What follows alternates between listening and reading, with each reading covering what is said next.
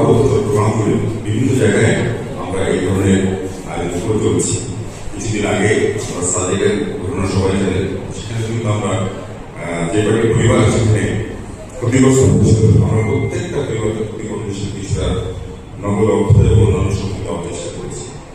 বাবুচড়াতেও এই সপ্তাহে গত সপ্তাহে একটা আয়োজন ছিল, আছে এখানে হচ্ছে। এমনিভাবে আমরা সমগ্র পার্বত্য চট্টগ্রামেই দরিদ্র সীমার নিচে যারা বসবাস করছে তাদের সঙ্গে ঈদের আনন্দটা ভাগাভাগি করে নেওয়ার জন্য এবং কিছু পরিমাণ ইফতার সামগ্রী তাদেরকে দেওয়ার জন্য এই ধরনের আয়োজন করে চলেছি। তো সেই ধারাবাহিকতা আছে এখানে আসা। আজকে এই পয়েন্টে হলো ডেফিনেটলি বাঘাঘাটের অন্য জায়গায় অন্য কোনো পয়েন্টে এই রমজান মাসে আমরা আবার একটা আয়োজন করতে যাবো ইনশাআল্লাহ।